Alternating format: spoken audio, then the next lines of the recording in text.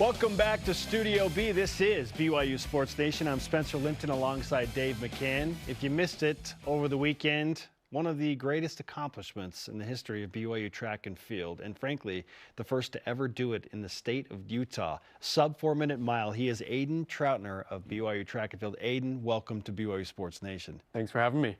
All you had to do was run a sub 4 mile, and we got you in the seat. It's super simple, right? Yeah, I wish it was that easy. But. So when someone says, hey, what'd you do over the weekend? Do you just go right to that, or do you, well, I saw a movie? Or No, I tell them I watched the Jazz game. They've been playing well. Finished the BYU-UCF game, which was a relief that they won that game. Yeah, got the first Big 12 victory. Yeah, so that is, sports are just a huge part of my life, including track. So I love that. Well, let's listen. We're going to talk about your incredible record-breaking performance because you're such a huge sports fan. What do you think about BYU basketball's chances against Iowa State tonight?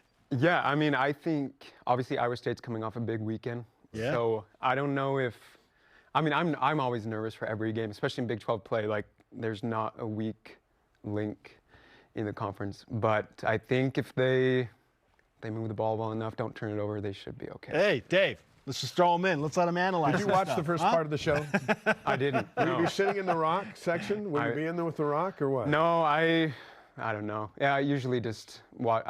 I'm like an old man. I watch the games on TV. You like the highlights? Yeah, I mean, no, I like to sit on my couch in the comfort of my own home. I don't know, but it just makes it easier. There's nothing wrong with that. Yeah. No, a lot of people feel the way that you feel about that. All right, now to the race. When did you realize, as you're just booking it around the track, I mean, you are flying around the track, when did you realize, okay, my pace is really good, I might actually do this? Yeah, I mean, so we had planned out the pacing with Kenneth, which props to him just for helping us out. Kenneth Rooks, looking out for his teammates. Man, super nice. So we came through 800 right on pace, I think 2 flat. We wanted to probably negative split, so... and then coming through 1200, it was like 258, which is a good cushion. Like I knew, you know, if I just had to run a 61 kind of around that just to finish. So I was feeling confident, but you know, you never know. Like I was locking up pretty hard on the last stretch. That's a long stretch to see the clock and just, you know, you don't know. So I was locking up, but it worked out, so it was good. So there's not a natural feeling of, I'm 4 minutes and 1 second, or I'm just under 4 minutes? No, like, I mean, I felt like for the most part, I was still running like relatively well, but I mean, I knew I was locking up for sure. I was struggling that last little bit. So we've seen all the video of the celebration, you get mobbed. Somewhere in there, someone's saying you ran under 4 minutes. Is that when it hit you that you'd accomplished something that no one else had done?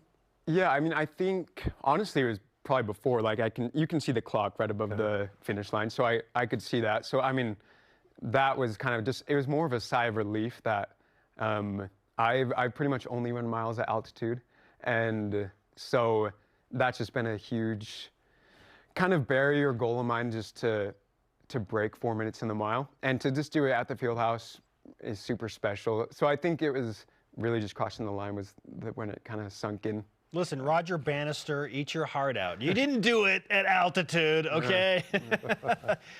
When you say you're locking up, what does that feel like? What's happening physically in those last moments? Yeah, you're just getting the lactic acid is starting to just bite you in the legs. So our Coach Istone and Coach Way, our assistant coach, they're all about just focusing on maintaining your form. I think some people, they think you just need to run as hard as you can, but sometimes running with like better form and just maintaining you'll run better and more like controlled, I guess. Sure. And you'll end up running faster. So that was the decision I was making the last 100. But so we had Kenneth Rooks here last week talking about signing with Nike and turning professional in the Olympics. You pass him now in the time in the mile, and he helped a little bit, kind of your pace car early on. How did that work? How did he help you on your run Saturday, and then you left him in the dust? Well, I mean, it's all different. The funny thing is, Kenneth and I, the indoor mile is not our main event, so it's just something that I guess we dabble in a little bit, but Kenneth is an incredible teammate. he's still, I mean, he's still around. So Right. even though he's going pro, he still was pretty much our teammate. He runs with us every day. So I was super grateful to have him help me out, and he did a perfect pace job. I mean, it couldn't have gone any more perfect than he ran. So, I mean, I didn't even think about passing him on the top 10 board, but I mean, It happens. yeah, and the record board is being rewritten all the time, every season. So it's just a fact of life. Hey, you're writing it right now. Aidan Troutner is with us on BYU Sports Nation. At altitude, we learned that they adjust the time. So you go sub 4 like on the board, but now a few more seconds get shaved off because of the altitude you run it at. How does that work? So what's the official time now with the altitude adjustment?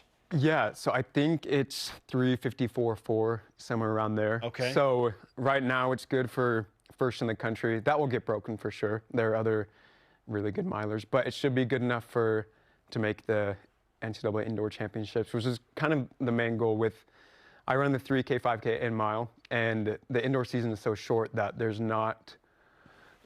very few opportunities to qualify for indoor nationals by time.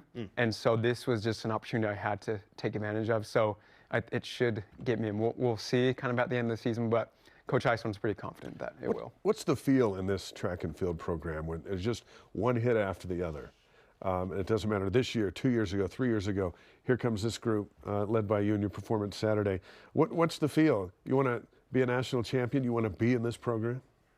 Yeah, I mean, that really is. We have high expectations and high standards, and so if you're not going to kind of meet those standards or be willing to put in the work to kind of hit the standard that we've set, especially over the last like 6 or 7 years, then it's probably not gonna work for you.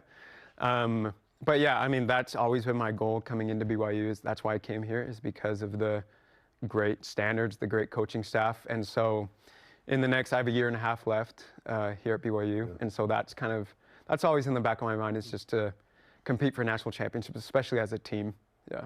My final question for you today is, what's next? Now that you've done this, and you hit the sub 4 minute mile, and you mentioned that's not even your primary race. So like, what are your remaining goals in the year and a half you have left at BYU? Yeah, so I mean, just for this season, kind of short-sighted. We have the 3K, 5K, I'll race both of those. And then we should have a good DMR team, distance medley relay, that we'll put together. And I'll probably run the mile or 1200 leg on that team, short term, and then qualify for the NCAA championships.